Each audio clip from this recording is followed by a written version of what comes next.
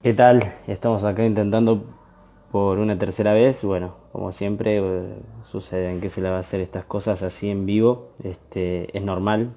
Así que, bueno, vamos a ver ahora si se nos puede unir Edmond Mulet, para poder charlar con él. Un diplomático muy importante, muy transparente, la verdad, del Partido Humanista de Guatemala. Ahí ingresó y ahora sí. Ahora cuando acepte vamos a estar compartiendo pantalla con un importante político, la verdad, que ha sabido crear, ¿no?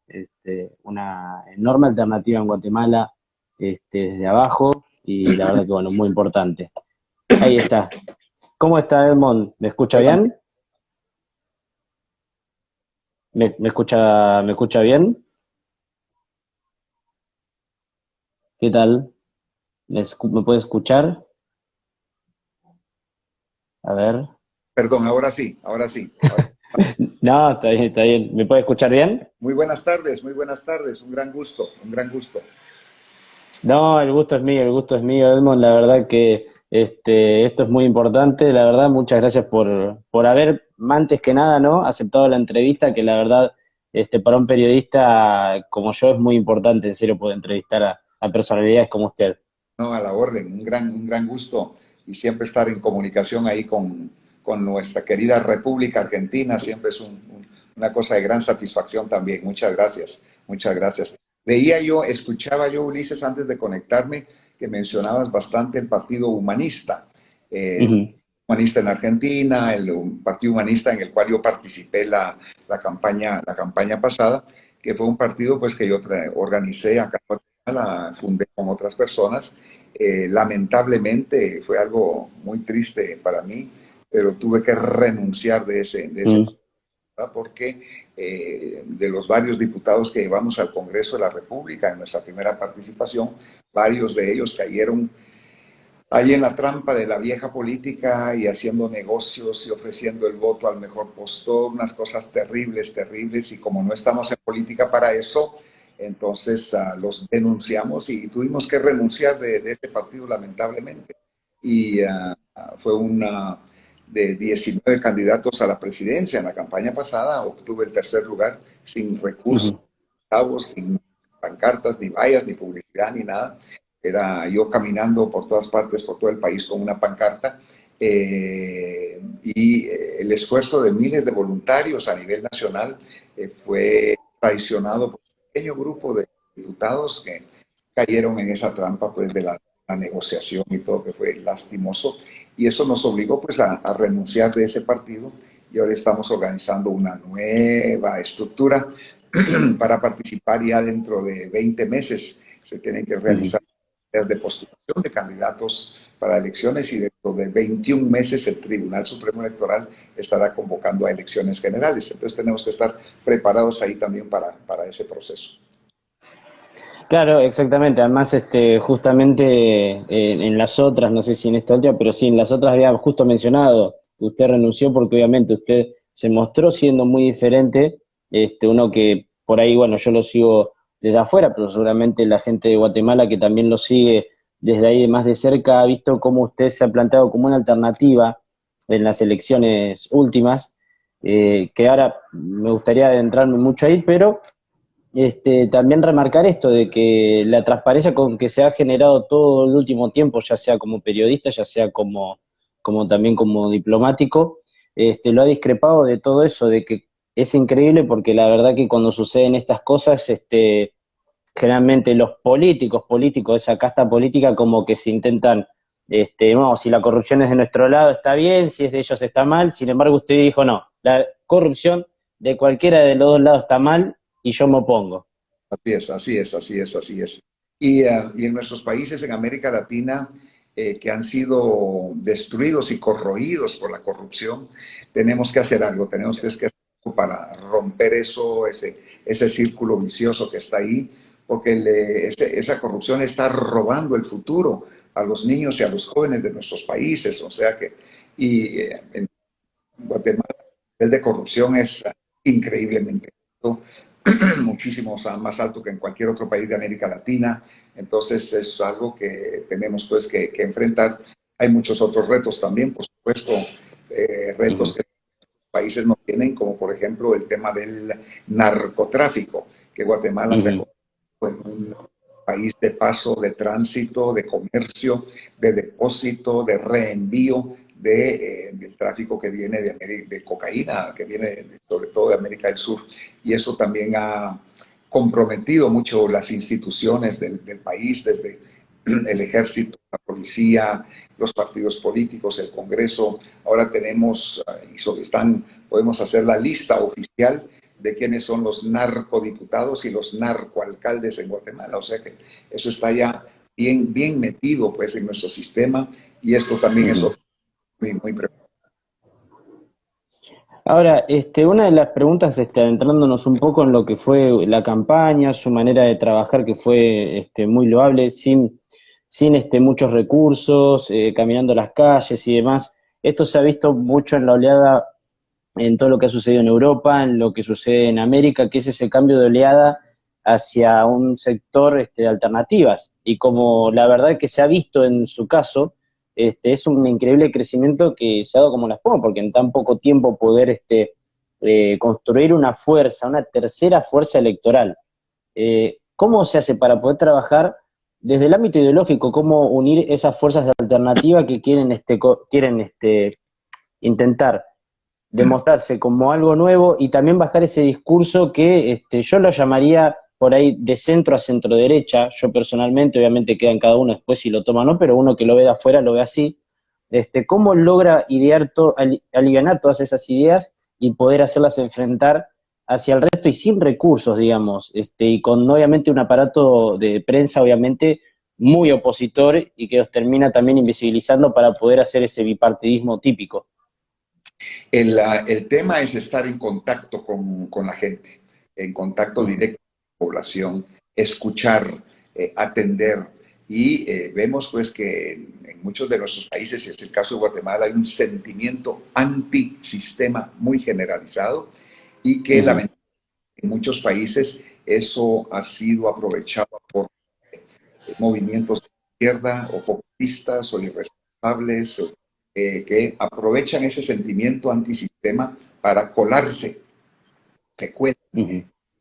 tema político electoral, hacen todo tipo de ofertas, y la gente que está desesperada, que está hastiada de toda la porquería, de toda la suciedad, de todo lo que la política tradicional nos ha traído, pues muchas veces la gente cae en las trampas de este tipo de mensajes. Entonces yo traté de demostrar que dentro del marco constitucional y legal, sin hacer apelación a los extremismos, a las polarizaciones, las radicalizaciones, sin hacer apelación a mensajes demagógicos y populistas, que dentro de ese marco constitucional y legal, que las cosas pueden cambiar, que las cosas pueden ser diferentes. Y entonces hicimos una serie de propuestas que resonaron, creo yo, en la conciencia, sobre todo de los jóvenes guatemaltecos, y tuvimos una gran participación de muchos voluntarios, de jóvenes trabajando en redes sociales, y eso realmente, ese efecto multiplicador, fue el que nos ayudó realmente a crecer, pero también ser congruentes entre lo que se dice y lo que se hace. Por ejemplo, Ujú, existe algo que se llama el Parlamento Centroamericano, que no sirve para ujú. absolutamente nada, absolutamente nada. No tiene ninguna función, nada. Es un adefesio que, y Guatemala, por ejemplo, tiene 22 diputados en ese Parlamento Centroamericano, ganan una enorme cantidad de dinero al año y no hacen absolutamente nada. Y cuando uno ve quiénes son los miembros de representantes de Guatemala ante el Parlamento Centroamericano, son los hijos, las mamás, las esposas, los papás, las novias de los diputados del Congreso de la República o supuestos líderes políticos. Entonces nosotros dijimos, nosotros no vamos a presentar candidatos al Parlamento Centroamericano porque no creemos en eso, y de asumir el poder vamos a retirar a Guatemala de algo que no sirve, y utilizar esos recursos en algo importante: educación, salud, infraestructura, etcétera. Pero hubo otros candidatos que adoptaron el mismo discurso mío. Decía, sí, que Parlacén es un abuso, vamos a retirar a Guatemala y todo. Pero la esposa de uno de esos candidatos iba de candidata al Parlacén.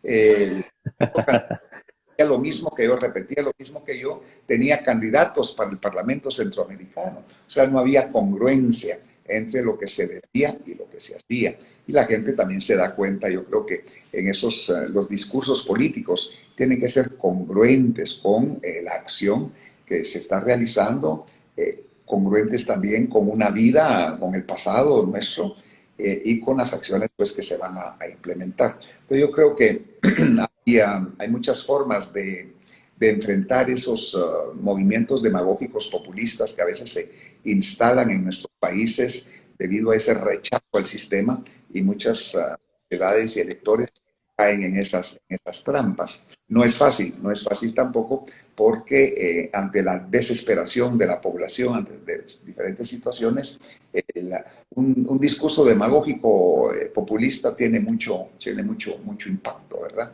Sin embargo, hemos logrado mantener pues esa distancia ante la oferta barata, la oferta oportunista electoral, y ser responsables yo creo que también que el currículum de este servidor también ayuda, porque hay consistencia, que hay congruencia, que hay eh, contenido, que hay, o sea, que hay seriedad, que hay responsabilidad en lo que se propone. Eso está avalado por toda una vida también de servicio a los demás. Yo creo que eso también pues ha sido muy apreciado. Lo que yo también he dicho es de que es necesario una, una nueva generación, o sea, una regeneración de la política, que participen jóvenes, que participen mujeres, en el caso de Guatemala, que participen indígenas. Yo les dije en la campaña pasada, un viejito basta, el viejito era yo, ya no más viejitos. Lo que necesitamos en la campaña era jóvenes, y entonces sí logramos incluir en movimiento, en el partido, a muchos jóvenes y a muchas mujeres y a indígenas también, para que participaran. O sea que ahí se pudo demostrar que no era solamente la oferta, la palabra, sino que con la acción las puertas estaban abiertas, y logramos presentar varios candidatos de estas diferentes denominaciones. O sea que hay un sentimiento antisistema. Por ejemplo, lo vimos en México.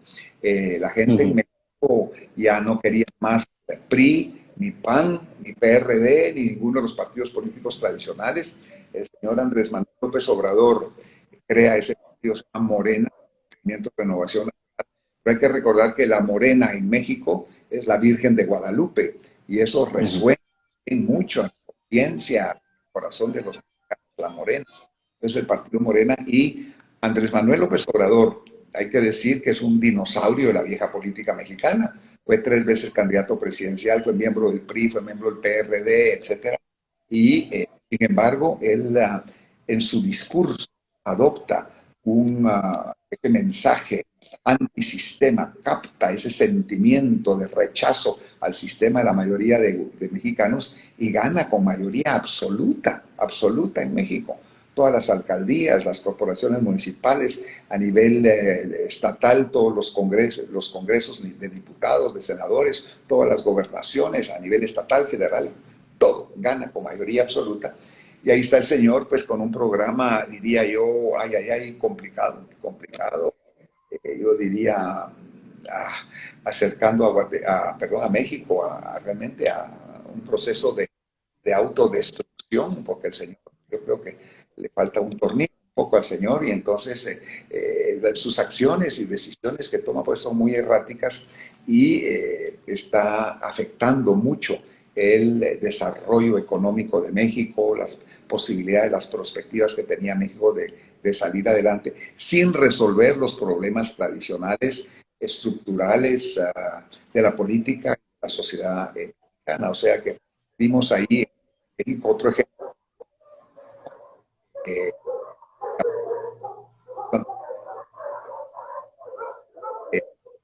porque las soluciones ya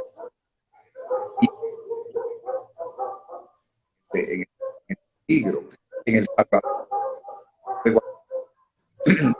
eh, ahí había 2 partidos políticos tradicionales, el Frente FMLN, por un movimiento exguerrillero, partido Arena, eh, extremadamente bien y se alternaban el poder, la izquierda y la derecha. de verdad. Y dos expresidentes en la corrupción de la gente, ese sistema que se les había impuesto, bipartidista, eh, los contaminados por corrupción y todo tipo de hechos ilegales, y la gente sigue al señor Bukele, que fue ese candidato y casó la historia. Eh, él le gana la elección presidencial en primera vuelta, no hubo necesidad de segunda vuelta, él gana con mayoría absoluta. Bueno, tenemos el caso también de Nicaragua, en donde el señor Daniel Ortega gana con el 97% cada vez que gana en elecciones, pero eso por supuesto no estamos hablando de una democracia normal, pero una democracia normal, la que, sí, la que existe en el fue primera vez que gana un candidato en primera vuelta, capitaliza todo ese sentimiento, él representa ese movimiento, ese sentimiento antisistema. Complicado también, porque De es con verdad. el narcisismo y el mesianismo, y ahorita hay elecciones legislativas en El Salvador este domingo, y todas las encuestas demuestran que el partido va a pasar con mayoría absoluta en esas elecciones.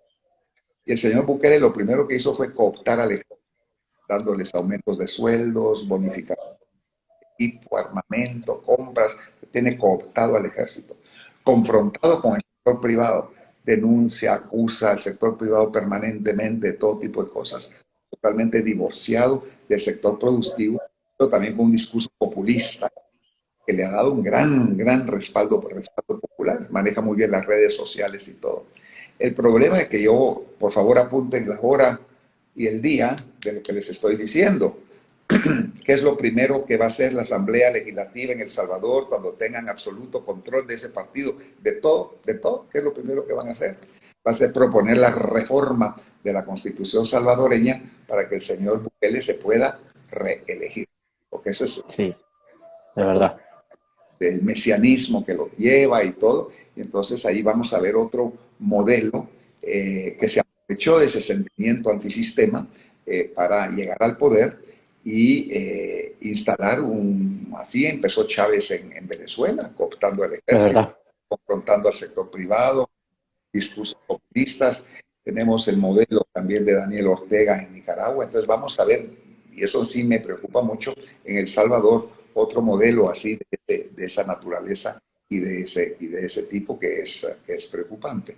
Y ahí no se sabe si se va a ir más a la izquierda, si se va a ir más a la derecha, depende que el humor social ahí en la base política de El Salvador, muchas veces sin un verdadero programa ideológico de principios, sino que van conforme los intereses, los vaivenes pues, de la.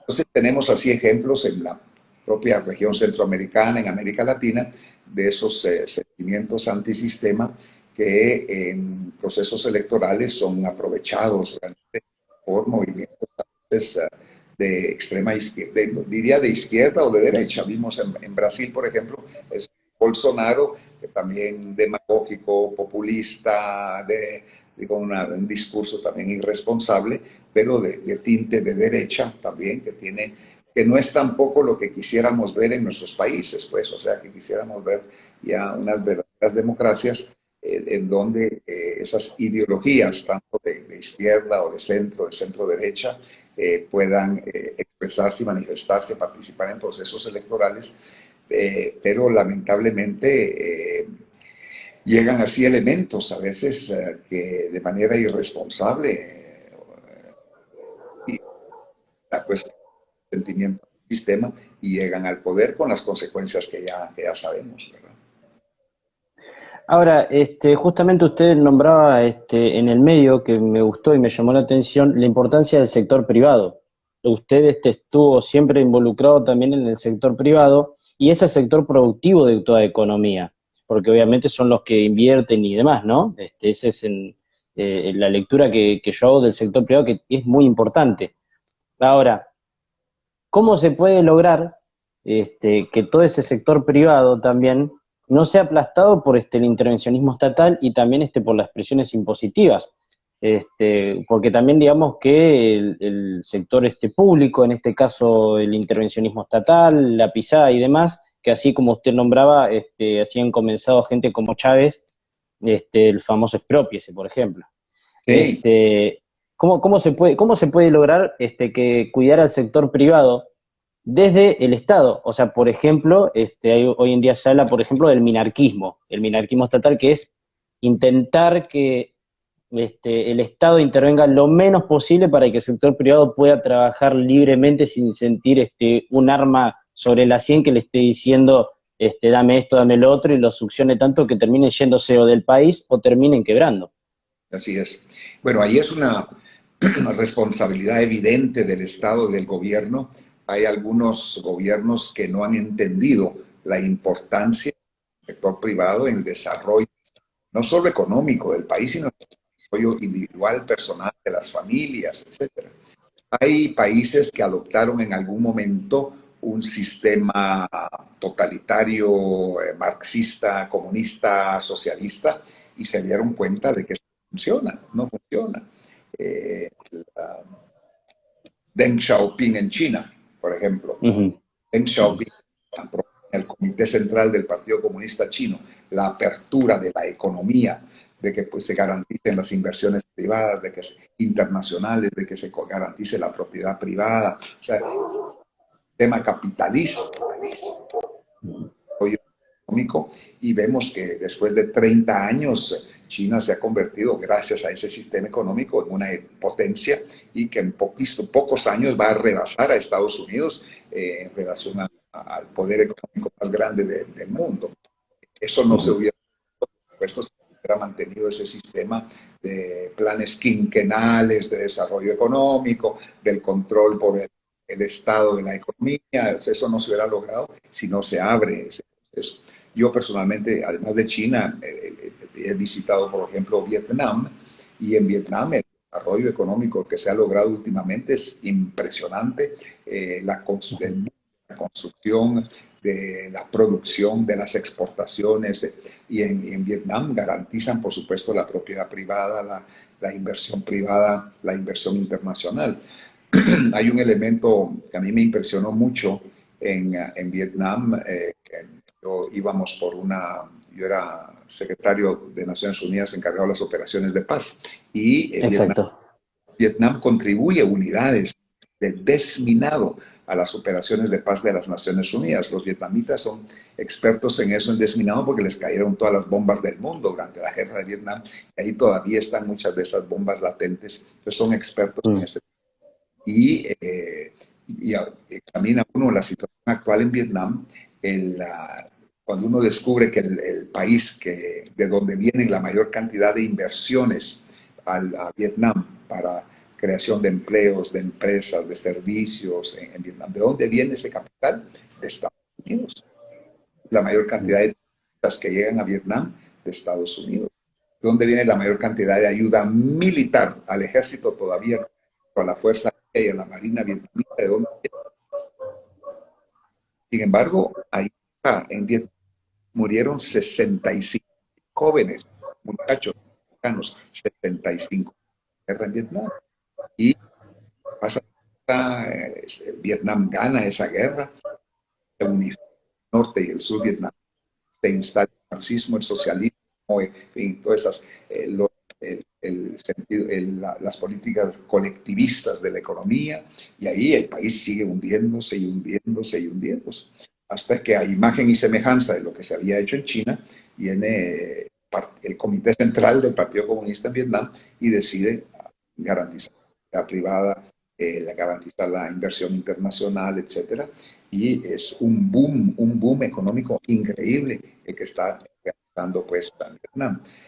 Y tal vez es más fácil porque es uno que manda y los demás obedecen. Aquí el Comité Central del Partido Comunista decide que vamos a adoptar el sistema capitalista de economía, queda más remedio, pues, o sea, lo hacen, lo tienen que hacer, Pero es evidente pues que esa decisión ha sacado a millones y millones y millones de vietnamitas de la absoluta abyecta pobreza. Yo creo que ni en Londres ni en una otra la misma cantidad de Rolls Royces y de Bentleys que hay como en Hanoi o en Ho Chi Minh City. Es realmente impresionante. Y vemos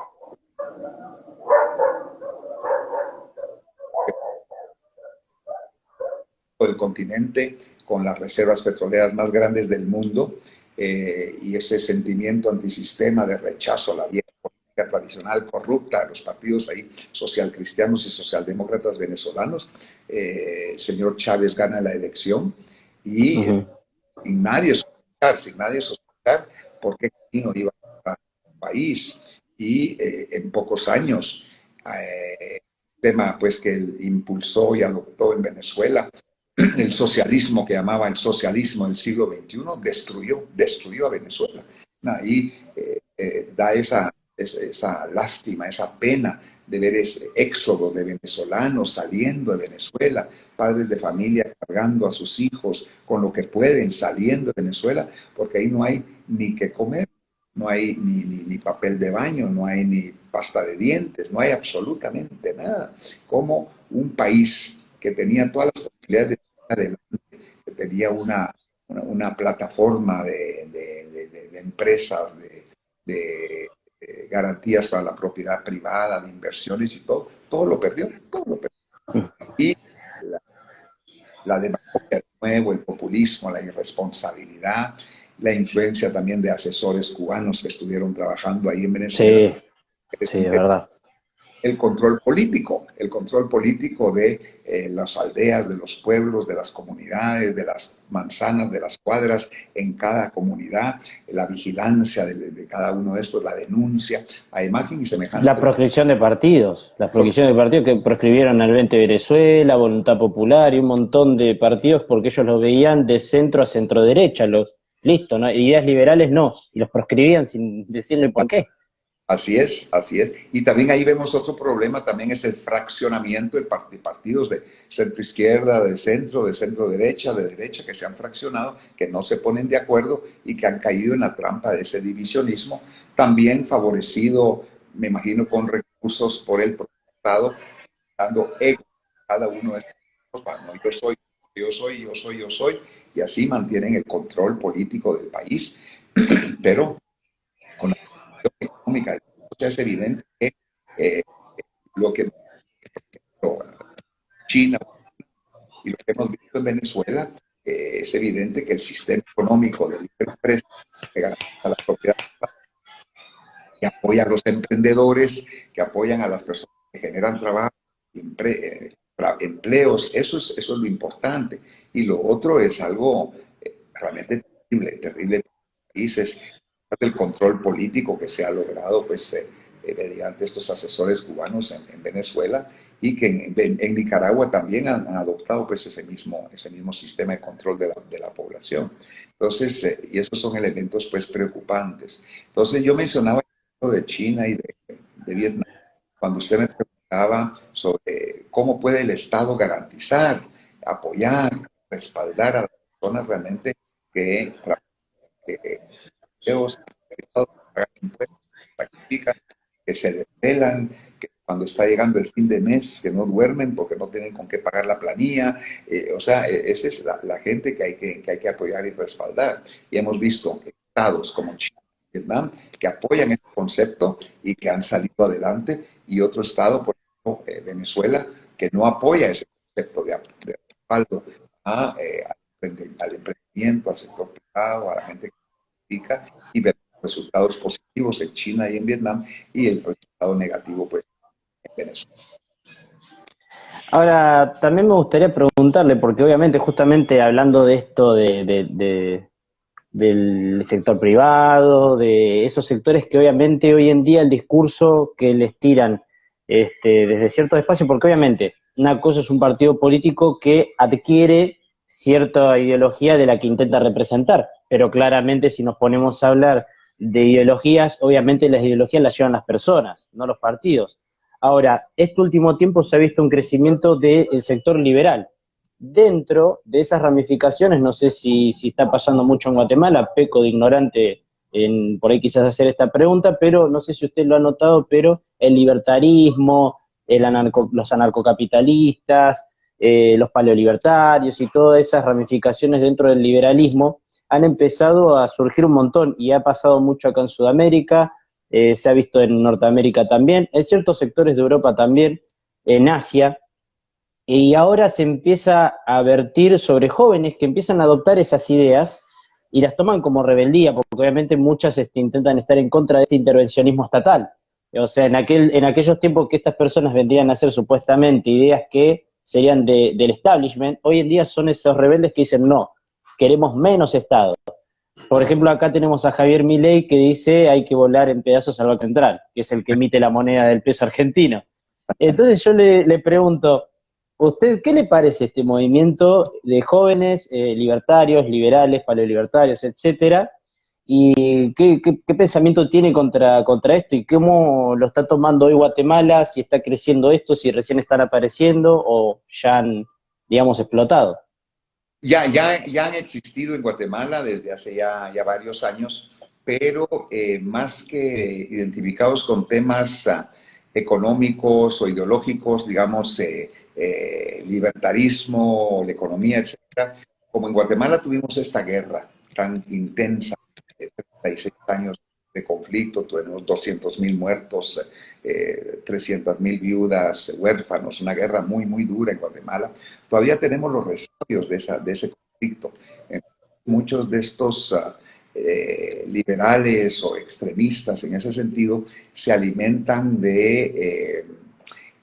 son resabios pues de ese conflicto, más que nuevos, más que recientes, más que novedosos, como puede suceder en otros países, son resabios de lo que teníamos en la guerra, son exmilitares o gente que estuvo vinculada pues a la represión, a regímenes militares, etcétera, y ahí oponiéndose por supuesto a grupos también remanentes de ese conflicto, descendientes de los movimientos guerrilleros, cuales sufrió Guatemala, que también son de extrema izquierda y radicales. Entonces, Guatemala en este momento está, como diría, como de rehén entre dos grupos, realmente, unos de extrema izquierda y unos de extremísima derecha. También se trata de disfrazar así de neoliberales o de movimientos así reivindicativos, pero no hemos visto en Guatemala todavía una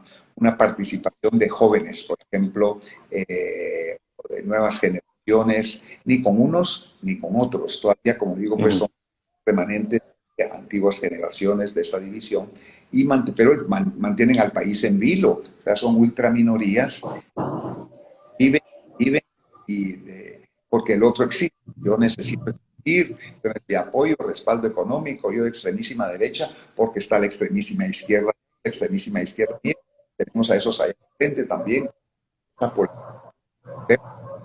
Pues, todas las mediciones en Guatemala, el 80, 85, 90% de los guatemaltecos rechazan este tipo de posiciones y se identifican. Es donde nosotros pues estamos pues, de navegar. O sea que hemos tenido la suerte, por un lado, de que todavía no han surgido este tipo de y seguimos sufriendo las secuelas pues, en Guatemala, que los acuerdos de paz fueron firmados en 1980. Y a pesar de eso, desde aquella época todavía seguimos sufriendo pues, con todos estos problemas. Pero como ha sucedido en otros países de América Latina o en Europa, todavía no han surgido estos grupúsculos con este tipo de... Ahora, ¿cómo toma usted el mote, como se lo nombra en muchos medios y acá en Argentina he visto que también, cuando le dicen, Edmond Mulet es de derecha, porque se lo nota que tira a favor del sector privado, que tiene ciertas tendencias a veces conservadoras y demás? ¿Usted lo toma como muchos cuando le dicen, nada, sos de derecha, centro derecha, lo toma como, bueno, está bien? o le enoja o termina diciendo, no, no soy de derecha ni de izquierda, o digamos que ya lo toma como diciendo, bueno, está bien, lo acepta. Bueno, es que también no solo me acusan de eso por un lado, sino que del otro lado me acusan, que es exfuncionario de Naciones Unidas, es globalista, es a favor es socialista, venezualizar a Guatemala, porque él viene de ese mundo ahí globalista de Naciones Unidas. Entonces, estamos por un lado así atacados por la derecha que nos acusa de ser una cosa que no somos y la izquierda que nos acusa de ser cosa que tampoco somos. Y ese es el problema de navegar más o menos en así equilibradas, moderadas, equidistantes de esos radicalismos que hemos hablado antes. Entonces, depende de quién lo diga. Si alguien me dice, este es comunista, socialista, porque viene de Naciones Unidas, trabajó ahí, etcétera, pues no me molesta. Y si alguien dice, pues este señor también es de derecha, él cree en la propiedad privada, en la libertad individual, y, pues no, tampoco me molesta, porque pudiera ser que haya verdad en cada una de las acusaciones ahí que nos hacen de ambos lados.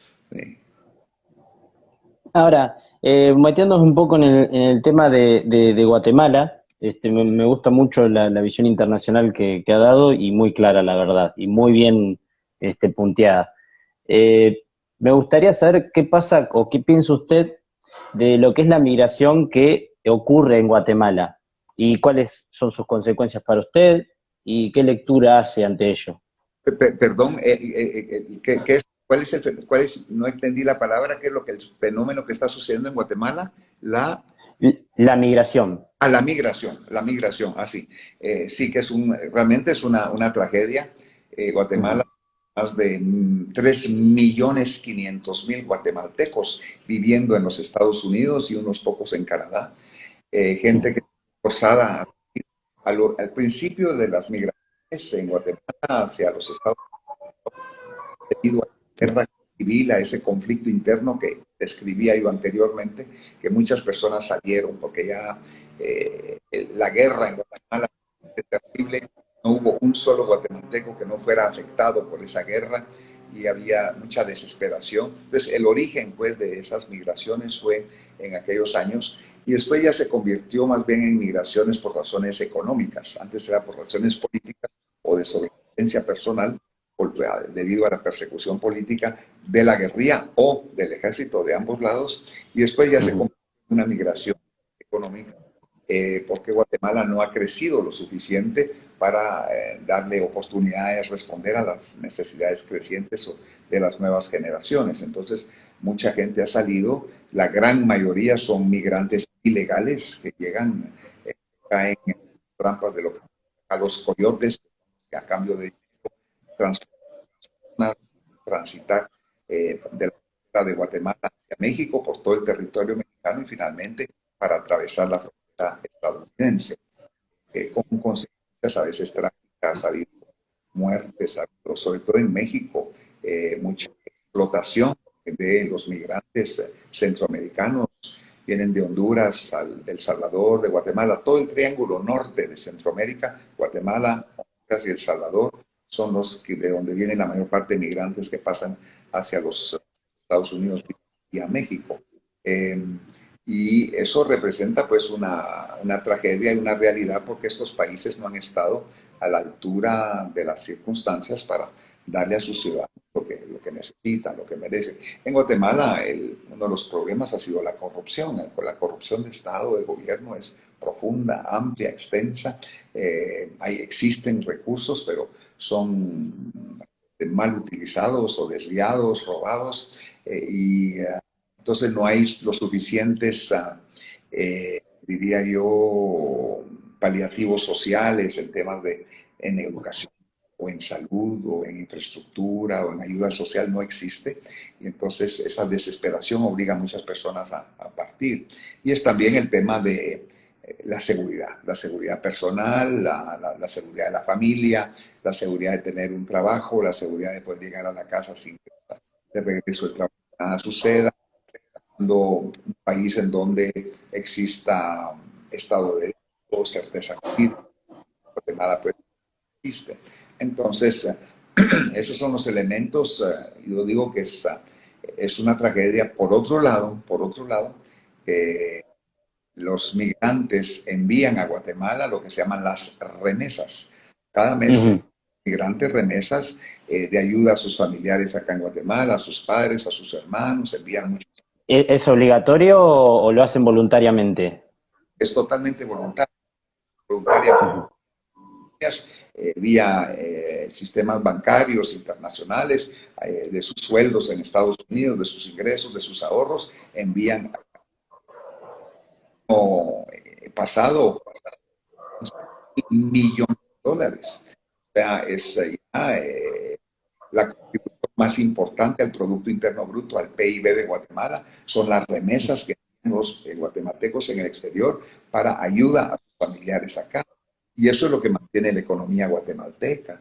Si no fueran por esos $10.000 millones que vienen de los migrantes, eso se invierte mucho en consumo, en construcción, en servicios. Eso mantiene la economía guatemalteca. Si no hubiera eso, el país estaría aún peor, en una situación económica mucho más difícil que en la que está.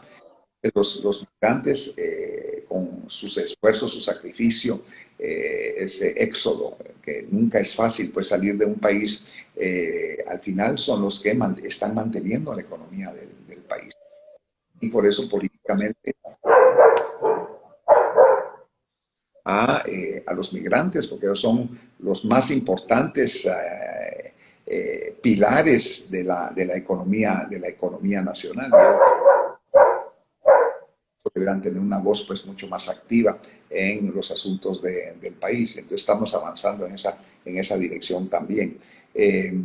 Los migrantes pues guatemaltecos mantienen un vínculo, una relación con el país, con sus familias, afectiva y económica, que ha sido fundamental para el desarrollo del país hasta ahora.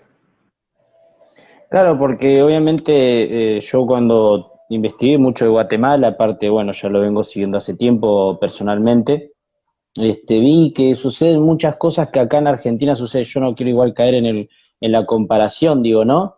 Este, digamos, para el público y demás, porque sé que obviamente no tiene nada que ver una realidad de un país con el otro, pero personalmente yo veo que en Argentina que ha crecido la inseguridad, estamos bajo un régimen filocomunista como es el kirchnerismo, y suceden muchas cosas que, claro, decantan en que los jóvenes vean que ya no hay crecimiento, empiezan a participar menos en política, ven a Ezeiza. Ezeiza acá vendría a ser este lugar de donde es el aeropuerto internacional nuestro, Sí. donde la gente se toma el éxodo, ¿no? Hacia afuera en nuestro país, y sucede que, claro, dicen, bueno, Ezeiza es la salida, dicen acá en Argentina los chicos, porque no ven crecimiento, no ven nada, y ante ese no futuro del país y ante ver que caemos los argentinos, tropezamos con la misma piedra una y otra vez, claro, los jóvenes se van, no quieren ya saber más nada de política. Y yo cuando vi lo que sucedió en Guatemala con usted, que presentó esa alternativa, obviamente después lo que sucedió, pero sí, digo, lo que usted generó en esas elecciones, que todos decían, wow, es la alternativa, la presentó bien. Hubo jóvenes, porque obviamente yo no estuve allá en Guatemala, pero veía las fotos que había mucha juventud, que había, la verdad que me dije, wow, lo que sucedió, lo que usted logró. Ahora, ¿cómo se hace ese trabajo? Porque acá en Argentina, por ejemplo, nosotros hay cabecillas de candidatos que son una alternativa, como es usted, ¿no? Pero yo no veo lo mismo que generó usted, que generan estos candidatos. ¿Cómo hace usted y cómo hizo ese trabajo de poder decir, bueno, somos la alternativa, estamos acá y en serio vamos a lograr lo que tenemos que lograr? Y pudo generar, digamos, un poco de fluidez entre los guatemaltecos de decir, bueno, vuelvo a creer en la política. Está bien, como usted dice, falta que los jóvenes participen más, poder hacer un trabajo un poco más hondo, pero ¿cómo lo logró? El, como dije anteriormente, es mucho en contacto con la realidad, escuchando, interpretando lo que sobre todo las juventudes quieren. Guatemala tiene más o menos 17 millones de habitantes, toda la república. Ujú. Cada año se gradúan de educación, peritos contadores, maestros, bachilleres, técnicos, más o menos 270,000. Ujú. Escasamente 23,000 consiguen trabajo formal. Entonces, es unos niveles de frustración tremendo. Eh, Ujú. Muchos se convierten en ninis, ni trabajan ni Ujú. estudian. Muchos emigran porque no hay posibilidad de vivir en Guatemala, toman el camino del éxodo. Muchos se involucran en las maras, que en Guatemala, en El Salvador, Honduras, es un fenómeno de violencia heredado en México y en costa oeste de los Estados Unidos, de Perdone violencia. la pregunta, y disculpe que le haga un paréntesis. ¿Qué serían las maras? Yo, porque no, por ahí no lo entiendo. Las maras son grupos violentos, organizados, dedicados a robos, asaltos, extorsiones, Uf. muy bien organizados, estructurados, tienen sus territorios, sus tatuajes también que los identifican como de un grupo o de otro. Mafias, digamos. Mafias, sí, mafias se distribuyen en el país y esto se originó en Los Ángeles, en California. Las maras existían ahí, eso se trasladó a El Salvador y de ahí a otros países de la región centroamericana. Entonces, hablando de los jóvenes, muchos de ellos se integran a estos grupos irregulares de robos, de asaltos, de extorsiones, también como una forma de sobrevivencia porque el sistema no los incorpora. Entonces, el mensaje mío en la campaña electoral, el objetivo, la meta, lo que queríamos alcanzar para el país era o sigue siendo el desarrollo económico de Guatemala, la generación de trabajo, la generación de empleo, crear las condiciones para que venga inversión internacional a poner sus fábricas, empresas, sus servicios en el país. Guatemala es parte del mercado común centroamericano, es un mercado común que funciona muy bien en temas puramente comerciales y productivos. Incluye a Guatemala, El Salvador, Honduras, Nicaragua, Costa Rica, Panamá, República Dominicana y Belice. Y hay grandes corporaciones internacionales que se quieren beneficiar del mercado común centroamericano. Al último país que van a invertir es a Guatemala.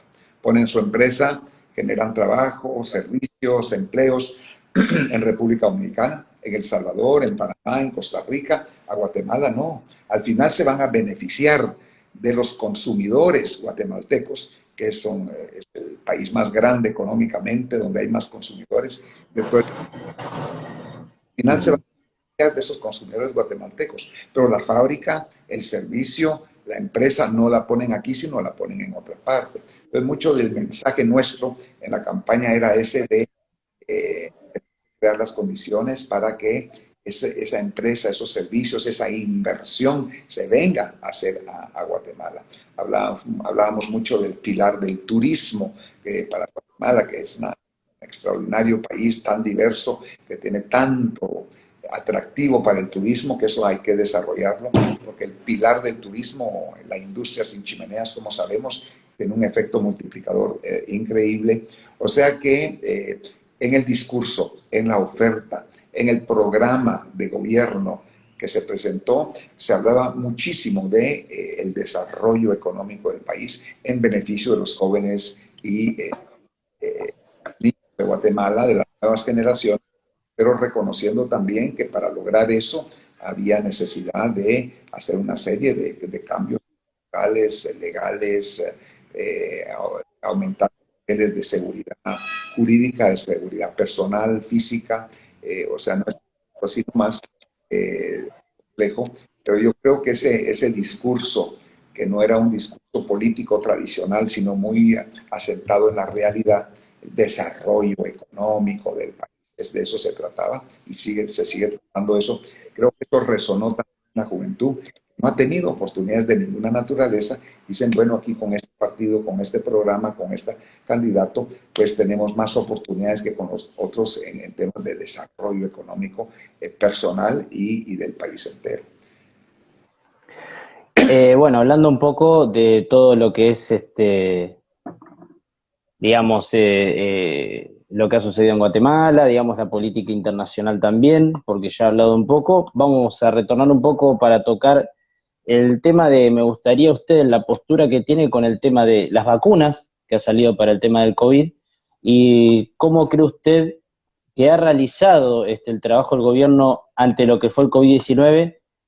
Y, perdone que le meto tres preguntas de una, ¿no? Pero quiero justo conectarlas porque creo que podría hablar un poco en cada una. Si usted hubiese estado en el lugar de presidente, ¿qué medidas hubiese tomado en su lugar para poder enfrentar lo que fue el COVID? Debo decir que al principio de la pandemia se declaró en Guatemala el 13 de marzo, viernes 13 de marzo del año, hace ya casi un año, y el presidente recién había tomado posesión el 14 de enero del año pasado. El, Ujú, el presidente Alejandro Yamatei, quien es médico, es doctor ujú, Alejandro. Y entonces había esa satisfacción nacional que había un médico responsable del gobierno en Guatemala, porque eso demostraba pues, que había alguien que conocía el tipo de enfermedades, de pandemias, etcétera, de COVID. Eso daba un nivel de tranquilidad. Debo decir que en los primeros meses la respuesta del gobierno fue muy buena, en medio de las inseguridades que había, de las faltas de información, porque era una pandemia que golpeó a todos los países del mundo de manera simultánea. No había es experiencia, verdad. ¿sabes? No se sabía realmente qué era, qué consecuencias había, cómo se transmitía, había una cosa. Entonces yo creo que el gobierno de manera muy responsable, el presidente y el gobierno fueron administrando eso de manera... De ahí le pidieron al Congreso de la República que se emitiera una ley de calamidad pública. Y eso Ujú, al gobierno compras directas sin necesidad de licitaciones, etcétera. Y ahí fue donde empezó el problema. El Congreso ujú, autorizan préstamos en endeudamiento extraordinario, el Estado como nunca se había dado en la historia política de Guatemala, pero toda la clase política, los diferentes partidos, bueno, aquí situación grave, démosle al presidente lo que nos está pidiendo, y se le dio todo lo que pedía, como dije, préstamos, recursos, adelantos, y la ley de emergencia nacional que le permite hacer todo tipo de cosas y sin licitaciones, sin absolutamente nada. Y ahí fue donde empezó realmente a caer porque, de nuevo, la gente no estuvo a la altura de las circunstancias y cayeron en esa trampa el gobierno. Muchísima corrupción, muchísimas compras innecesarias, a amigos, a familiares, eh, unos casos mismo, en algunos casos pues un abuso de autoridad, un mal uso de fondos públicos, y eso pues fue ya ujú, degradando, porque todo eso fue conocido, había escándalo todos los días, y eso fue degradando la imagen del presidente y el desempeño del gobierno frente al COVID, que con muchos errores, el propio Ministerio de la Defensa, aprovechándose de la ley de emergencia en esta naturaleza, trataba de comprar armamento a proveedores únicos, sin licitación, a precios extraordinarios en el extranjero, o sea, abusos de ese tipo que no tenían nada que ver con el combate contra la pandemia y el coronavirus. Y había así un aprovechamiento cínico de esta pandemia ujú. para beneficio de algunos sectores. Y ahí empezó pues todo ese proceso de degradación. El gobierno nunca supo explicar muchos temas. Hubo encubrimiento, hubo complicidad, y entonces eso finalmente agotó la respetabilidad y la credibilidad del presidente. Al final el manejo ha sido muy malo. Al día de hoy no se sabe si van a venir vacunas a Guatemala. En El Salvador ya llegaron hace hace la semana pasada y empezaron a vacunar. En Costa Rica también, en México también. O sea, en varios países de la región se adquirieron a tiempo esas vacunas. Ujú, Sin embargo, en Guatemala se vienen anunciando, pero hasta ahora no se ha materializado nada. O sea, ha habido una muy mala administración en el tema de recursos y de COVID. Se construyeron hospitales ultra lujosos para el COVID, que no eran necesarios en ese momento. Se pudo haber atendido a la de otra manera. Eh, y bueno, y todo tipo de escándalos en compras y todo, o sea, un aprovechamiento tratamiento cínico de la situación del país y algo que salió esta semana que es terrible. La propia ministra de Salud Pública denuncia al propio gobierno porque el gobierno una serie de pruebas de COVID y todas ellas resultaron falsas. No había, eran unas pruebas totalmente falsas. O sea, no era que estuvieran malas, sino que o que hubiera habido un error, no, eran pruebas falsas. Desde un principio se sabía que esas pruebas no servían de nada y se pasó un enorme 40 millones, algo así, por esas pruebas y no sirven de nada. Y mucha gente que fue diagnosticada como que tenía COVID, al final estaban con COVID y murieron porque no se les dieron cuidado, porque decían que Dios es el último, pero que está ahora, que afecta también la credibilidad pues, del presidente y del gobierno y las personas alrededor de él. Entonces, cuando usted me pregunta qué hubiera hecho diferente en relación a lo que ha hecho el presidente actual, pues yo no hubiera permitido una actuación ni de beneficio personal, mucho menos en estos momentos de COVID y de pandemia. Es que algo, eso es lo que están cometiendo son delitos de lesa humanidad, de Es lesa. verdad. Eso yo nunca hubiera permitido pues actos de corrupción, de aprovechamiento, por supuesto en ninguna circunstancia, pero mucho menos en temas de pandemia, de COVID, etcétera. O sea que en ese sentido hubiéramos hecho muchos y no la permisivos como en relación a actos de corrupción en todos los niveles. El año pasado, en septiembre, el militar eh, por dólares, diría, 7 la galleta escolar a un Ujú. proveedor cuando se determina la galleta de muy pocos nutrientes, no era lo que se necesitaba. Y Encima. la ministra de Educación denuncia al ministro de Desarrollo. ¿Para qué? Yo no estaba enterada, la ministra de Educación, que estaban comprando eh, galletas escolares. Primero, no hay niños en las escuelas. Los niños no están yendo a las escuelas, no hay necesidad de la galleta escolar. No hay sistema escolar en este momento, no hay escuelas. O sea, entonces se logró votar esa compra. Otro de manipulación, utilización, de excepción, de calamidad que permitían comprar todo tipo de insumos y cosas sin licitación, que se vio como una ventana, el arca abierta para que ahí te metieran las manos. Y eso realmente ha afectado muchísimo, muchísimo la credibilidad del presidente y del... Ahora, ya para entrar, digamos, en la última pregunta, gracias antes que nada, ¿no? Por su tiempo, por haber aceptado la entrevista, la verdad que de lujo, la verdad. También a los que organizaron también la entrevista, un gran equipo, la verdad, y muy organizado y atentos. Así que, bueno, para entrar ya de lleno a la última pregunta sería, eh, ¿qué le diría, digamos, no, justamente a esa juventud, a esas personas que ya no ven un futuro en la política, no ven futuro ni ninguna opción, digamos, ¿no? Y básicamente, como usted dijo, o sea, usted estuvo en el Partido Humanista y hasta usted mismo, en ese ímpetu de transparencia, decidió hacerse un costado y no sé cómo, la verdad, usted sigue luchando y luchando y luchando, la verdad, ¿eh? La verdad que usted podría estar tranquilo y decir, listo, ya está, basta, y sin embargo continúa, pero bueno, con esa energía que usted mismo le da, ¿cómo se la transmitiría a todas esas personas que la verdad que dicen, bueno, cuesta hoy y pueden decir, bueno, voy a quedarme en Guatemala a luchar una vez más por la verdad y por el futuro del país?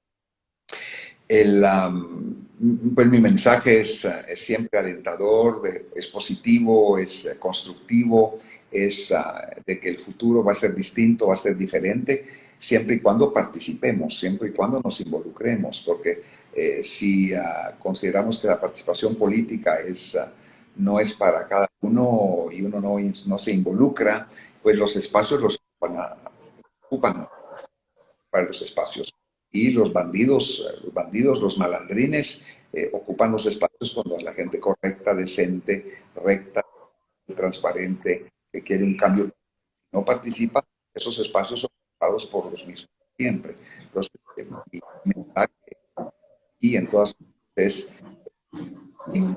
participen, cambio, porque caído ahí del cielo no va a ocurrir nada. Eso hay que trabajar, no nos merecemos nada, tenemos que trabajar por lograr esos objetivos. Además vale la pena. En el caso nuestro, lo estamos haciendo por Guatemala, por los jóvenes y los niños de Guatemala. Yo ya no lo hago por mí, y por la juventud guatemalteca que merece un mejor país que el que hemos construido hasta ahora, realmente. Y no es para el potencial que tiene Guatemala, muy pocos otros países del mundo lo tienen. O sea, pequeño, pero de una diversidad cultural, étnica, idiomática, una riqueza increíble, con 2 océanos, el único país del mundo que está pegado al mercado, ahí una frontera común con el mercado de consumo más grande del mundo, con el NAFTA de Canadá, Estados Unidos y México. Estamos pegados a eso, a las ventajas competitivas que tenemos, nuestra producción, nuestra exportación, nuestro clima que es extraordinario, ¿verdad? O sea, Es verdad. El país de la eterna primavera, o sea que aquí está, allá en el hemisferio norte, pues están congelados a 20 grados bajo cero, allá donde ustedes en el hemisferio sur se están dando ahorita con calores espantosos, y entonces Es verdad. aquí nosotros tenemos ese clima regular, una riqueza, el tema del turismo, o sea, muchas posibilidades para que Guatemala salga adelante, y lo que se trata es tener gente honrada, gente de buena voluntad, gente con experiencia, con capacidad también en la administración pública, ¿no? Para no llegar a improvisar tampoco. Yo creo que eso, entonces mi mensaje es hay que participar, hay que involucrarse, hay que ser parte pues, de ese cambio. Los jóvenes quieren algo distinto, algo diferente, y no se va a lograr si uno se margina, si uno se autolimita. Solamente en la ciudad de Guatemala, en la última elección, o en la región metropolitana, hubo 80,000 jóvenes que no participaron, que se abstuvieron de votar. O sea, el nivel de, incluso el simple hecho de ir a votar de los jóvenes es muy elevado, y de participación en la. Entonces, esos niveles de abstención, pues, si queremos que las cosas cambien, también tenemos que participar y combatir esos niveles de abstención, porque no, se va a seguir generando, creando, desarrollando una estructura, un gobierno, un modelo que no va a incluir a los jóvenes, que va a estar de espaldas a los jóvenes, que va a ser casi un sistema paralelo a la realidad del país, que es de jóvenes y de juventud. Entonces, tenemos que empalmar todo, con la participación política para crear instituciones, y todo basado en el desarrollo económico. Todo lo que nosotros hacemos es buscando el desarrollo económico del país, incluso temas de asistencia social, temas culturales, temas educativos, de cualquier cosa. Todos son ingredientes para el desarrollo económico del país. Eso se lo estoy dando. Y a los jóvenes decirles que hay esperanza, de que hay posibilidades, de que hay opciones en la vida, que no las descarten, que participen también. Esa es mi gran invitación también. Tampoco estoy invitando a un picnic ni a una fiesta, ¿verdad? O sea que la situación, temas electorales, es cosa complicada, sacrificio, a veces hay que sacrificar a la familia, al negocio, al empleo, a la mucha política. Como decía Winston Churchill en la Segunda Guerra Mundial, ¿va? Yo les prometo sangre, sudor y lágrimas. Yo no les prometo sangre, pero sí les prometo sudor y lágrimas. Hay muchos intereses, muchas agendas, pero de nuevo, como dijimos anteriormente, vale la pena. La verdad que bueno, le agradezco un montón. Y bueno, ojalá después haya más entrevistas y demás. Y ojalá que bueno, el día de mañana pueda decir, entrevisté al presidente de Guatemala que está ahora, ¿eh? Pues hacemos la otra entrevista antes de la próxima elección y una después de la elección, ya con el presidente electo. Va a ser un gran gusto, Ulises, un gran gusto. Muchísimas gracias, No, el gusto es mío, ¿eh? El gusto es mío. una gran oportunidad por esta oportunidad. Muchas gracias y un saludo también a todas las personas que nos ven y que nos escuchan también esta tarde. Muchas gracias. Hasta pronto. Hasta pronto, Edmond. Muchísimas gracias.